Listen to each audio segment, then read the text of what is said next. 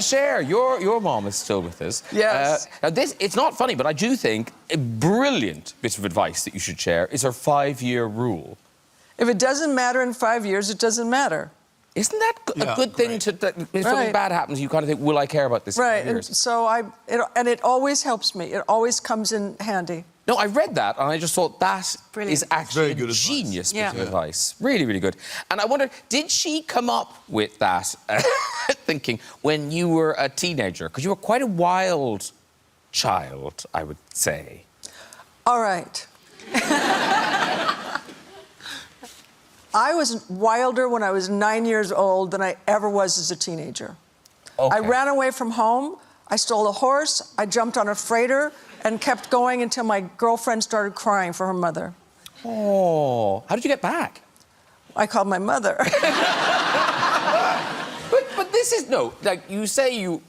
How old... This is Cher's, I don't know if it's her only, but it's certainly your first mugshot. How old... Oh, my God, that's not true. That's not true. I did it, but I didn't get arrested for it. What's that from, then? That's my school picture when the 8th grade.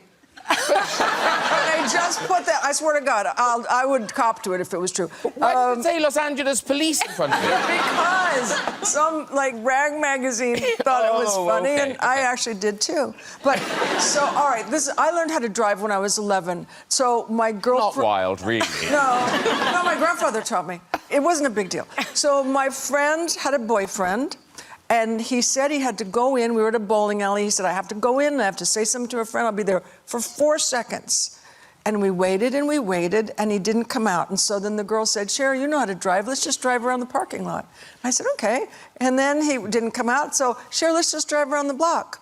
And so he didn't come out, and I just thought, well, I'm going to take us out. And so we went to a drive-in to get something to drink, and we got arrested. But not exactly arrested, just taken to jail. I was just in America, and everyone I met wanted to talk to me about this version of Drag Race. So they all want to know, oh, are they as good as the American queens, blah, blah, blah. What do you think? What are the differences? What are the strengths? I don't see how that's any of your business. It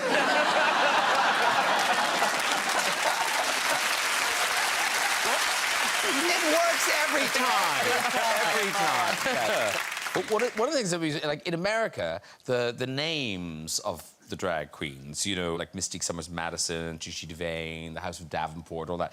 Here, Bag of Chips. Cheryl Hole.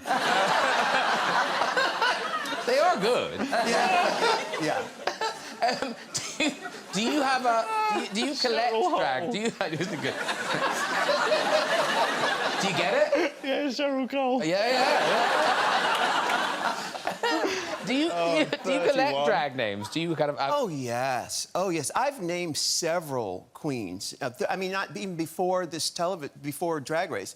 I can feel the person's energy, and I can tell what their name should be, OK, so on the couch, would you give drag names to our guests? Oh, I'd love these two? Yeah. OK. I'd love that. All right. I'll start with Jack. Where were you born? I was born in Putney. It's a very rough part of London.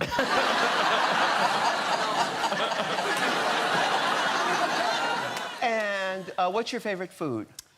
Anything from Waitrose. Okay. Okay. Your drag name is Jackie Blackball. Oh! I'll be the judge of that.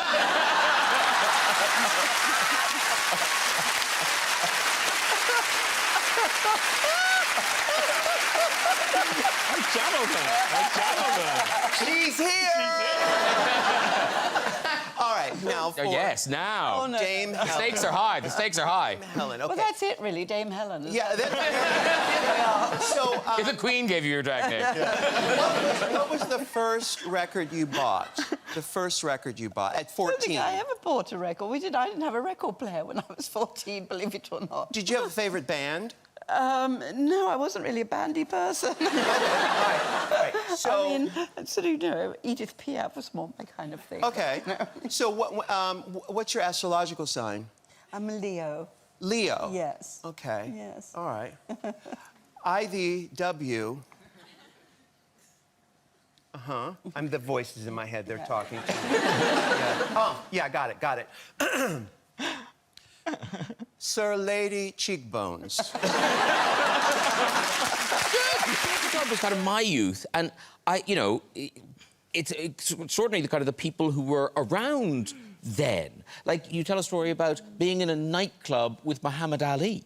Yeah, no, the first time... This was before I was famous, but I was kind of known on the London scene for, like, dressing up. I thought I was more famous than I was. I went to this party, and Muhammad Ali was there. It was at John Conte's nightclub, and my dad loved Muhammad Ali. We had a picture of Muhammad Ali next to the picture of the Pope. That's how important he was in our family.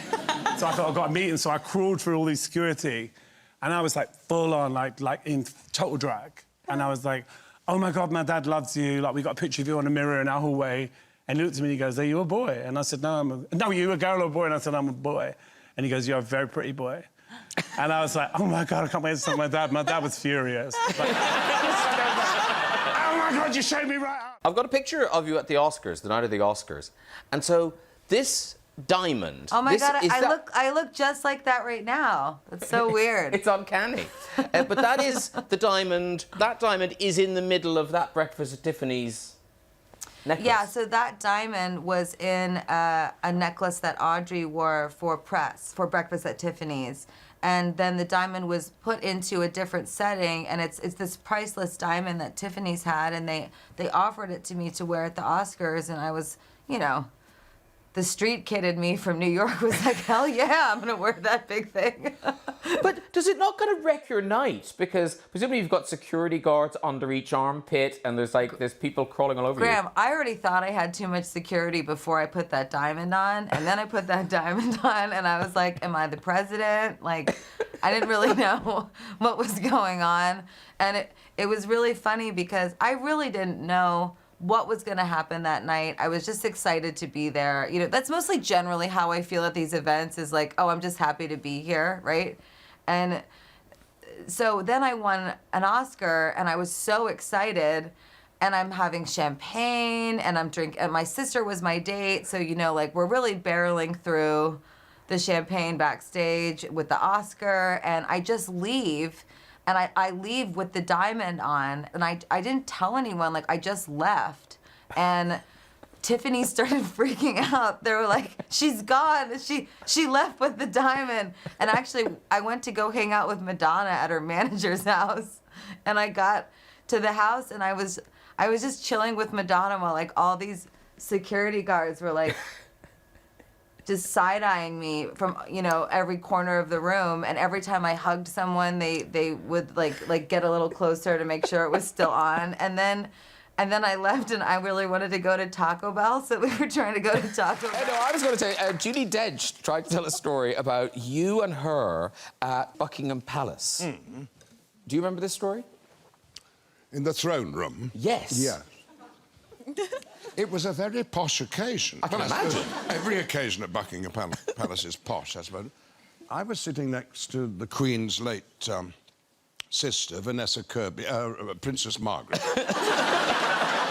So the banquet was over, and you were free to go around, and there was a sound of music playing. Perhaps there was a dance going along. And so Judy and I went along the corridor and into what we both felt was a vaguely familiar room. There was a little band playing. And we had a little twirl around the room, and nobody else there. I said, I think this is the throne room. Where you got made a dame and I got made a knight, and, the two thrones for the Queen and her consort. I said, but where are they? She said, I don't know, let's have a look. So we went on dancing round, round the corner and found ourselves behind the band, and there, behind this sort of partition, was the thrones. Oh, wow. So we sat on them.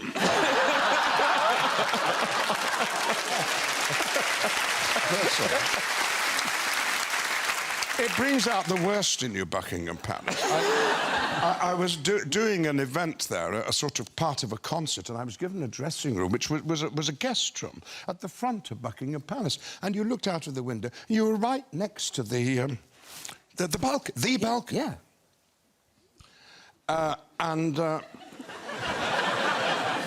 I thought, well, I could just go out there and have a fag. So Oh, no. And there I am, looking down the mile. And suddenly there's a minor searchlight on me, and below there's a policeman saying, "Sir Ian, don't forget you're in Buckingham Palace." But he did. You kind of corrected some of his less politically... Well, he was accused of being homophobic by so many people because of his lyrics, which I thought was nonsense. Yeah. And I came out and supported the fact that he isn't. I appeared on the Grammys with him doing Stan. Instead of Dido, I did the Dido part. Oh, right. Yes. I was the one that took the L out of Dido.